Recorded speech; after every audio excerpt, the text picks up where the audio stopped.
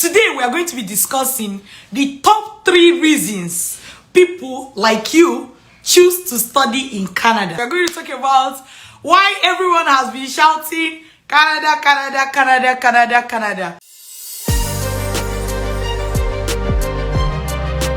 The first one is that Canada has comparable education system when you compare them, say, to the United Kingdom, to United States, to Australia, right? And every other high-income country. Canada education system is like, in terms of educational facilities, in terms of the educational curriculum, it being up to date, at least compared to so many other countries. The work there is comparable educational system. It makes sense to say that if Canada has comparable educational system like the UK, US, Australia, and the rest of the high-income countries, how come people are selecting Canada, right?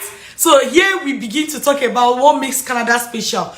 And this is from what I've noticed from people, all right? So I'm not saying what made me choose Canada, which is a different question. I'm talking about why most people choose Canada. The second reason is the post-graduation work permit, favorable post-graduation work permits. For example, Canada gives post-graduation work permit that allows you to work with any employer, meaning that an employer can hire you the same way they can hire a citizen, the same way they can hire a permanent residence holder and all the rest. An employer can hire you. If you compare this to the UK, yes, an employer can hire you, but employers are not really expected to hire you for the very high-paying jobs. This means that most times after school, you end up doing jobs that are not really the best kind of jobs, right? And the serious jobs, which they call the sponsored jobs, it is only a few non-citizens that will get it. But in Canada, it's not like that. Canada does not reserve some jobs, like the high-paying jobs, for their citizens and not give it to others. Canada does not do that. So that is why what I call favorable post-graduation work permit. Still compared to the US, in US, you have to get a company that will sponsor you. In Canada, you get jobs, and nobody's talking about sponsorship in terms of the post-graduation work permit. Like, the high-paying jobs are not reserved for citizens only. At least officially, right? Because something can happen, quite alright. But if it is official, then it means it's going to happen way more. So in places like UK, it's official that the high-paying jobs are left for citizens. An employer have to prove that there was no citizen to take the job before they can give it to you. So that's a huge advantage, which means that if you're an immigrant in the country, you don't get penalized. Provided you've studied here, you don't get penalized just because you're not a citizen yet. Okay? Now, let's go to the third reason. The third reason is that Canada has a route that is set out and specifically designed for international students that have finished their study. They call it the Canadian Experience Route. No picture is that if you are a student, if you come to Canada as an international student and you study and you decide to stay back permanently, Canada does not have a problem with that. They have a direct route through which from your study visa, you get post-graduation work permit. From post-graduation work permit, you apply for permanent residency and you get your permanent residency, except you're like an armed robber or a drug dealer, which me and you, we are not, right? So the people who don't get it are people who have like some serious crime and stuff like that. So you get it if you're a normal person like me and you. And then from the permanent residency, you get your citizenship. The point is this, that there is a direct route designed by the government. It's as if like the government is saying stay back. They are using one eye, they are cutting eye for you.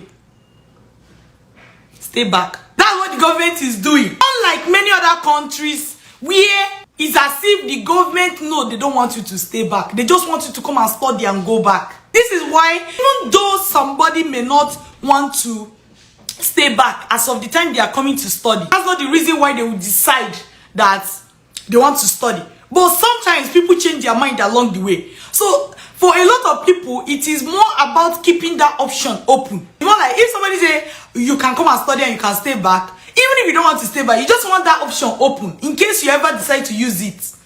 A lot of people also study and they go back to their country because maybe they have a job there.